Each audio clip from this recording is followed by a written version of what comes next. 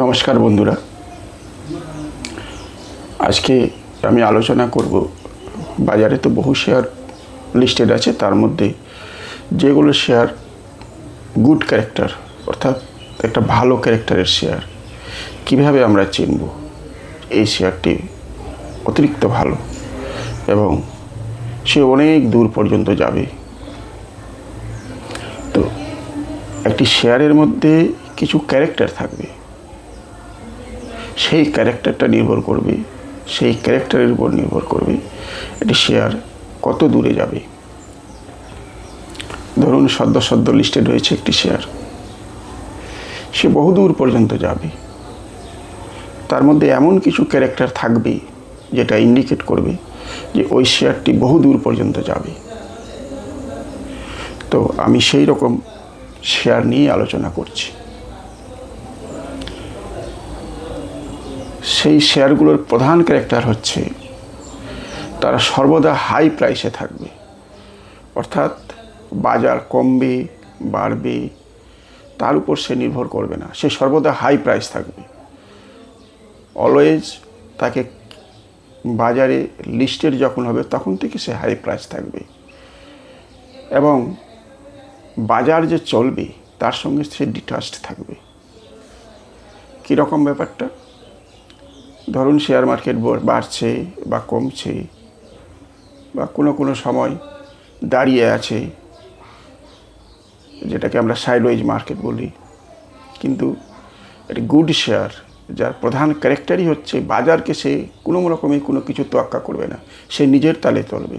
যখন ইচ্ছা হলো সে বাড়বে, যখন ইচ্ছা হলো কমবে, বাজারের সঙ্গে সে তাল মিলিয়ে চলবে না।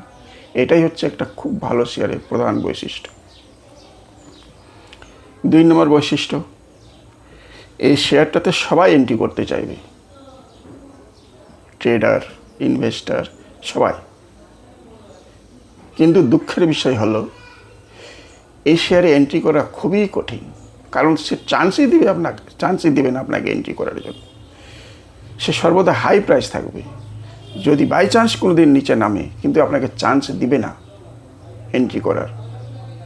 এটা হচ্ছে দ্বিতীয় ক্যারেক্টার। নিচে নামলেও সে আপনাকে এন্ট্রি করার চান্স দিবে না। তৃতীয় ক্যারেক্টার হচ্ছে কারেকশন।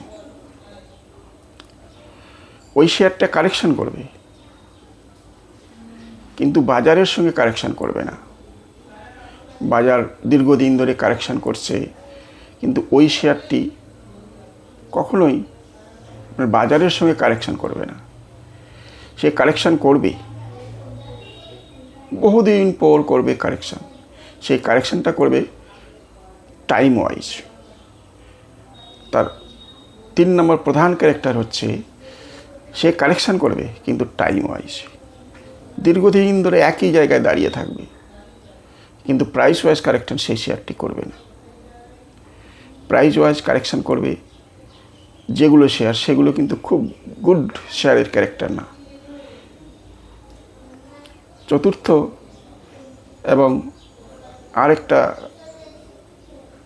সেন্টিমেন্টাল রিড, যেটাকে আমরা বলি সেন্টিমেন্টাল রিড।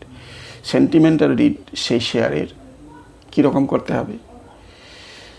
যার কাছে এই শেয়ারটি থাকবে তারা নিতে পারবে না, বিক্রি করতে পারবে না, কারণ ওরা ভাববে সেন্টিমেন্টাল রিড অর্থাৎ যাকে আমরা সাইকোলজিক্যাল রিড বলি। সবার এই শেয়ারটিতে এন্ট্রি করতে চাইবে, কিন্তু এন্ট্রি করতে পারবে না, যেহেতু এর প্রাইস অনেক হাই। আর যার কাছে এর শেয়ারটি আছে সেটাকে রাখতে পারবে না, কারণ সে ভাববে অনেক চলে গেছে, আর কত চলবে, আর চলবে না, বাস হয়ে গেছে ভাই। যার কাছে এর শেয়ারটি থাকবে সে দিনে 3 বার ওই শেয়ারটিকে বের করবে আর ভাববে এটাকে বিক্রি করে দিই, এটাকে আর রাখা যাবে না, এটাকে বিক্রি করে দিই, এটাকে রাখা যাবে না। এই সেন্টিমেন্টাল রিডটাই হচ্ছে একটা প্রধান বৈশিষ্ট্যের মধ্যে অন্যতম, কারণ কোনো মতেই ও রাখতে পারবে না। যদি এই রকম শেয়ার যার কাছে থাকবে তাকে ভাবতে হবে এই শেয়ারটি হচ্ছে সেই শেয়ার যার যাত্রা বহুদূর পর্যন্ত যাবে এবং সে বহুদূর যাওয়ার পথে অনেক জায়গায় কালেকশন করবে, থামবে, নামবে, উঠবে, পড়বে, কিন্তু তার দৌড় অনেক দূর পর্যন্ত থাকবে। এই রকম শেয়ারকে পোর্টফোলিওতে যদি 5টা 10টা বা 20টা যদি থেকে যায়, তাহলে ওর পোর্টফোলিও সর্বদাই সবুজ থাকবে।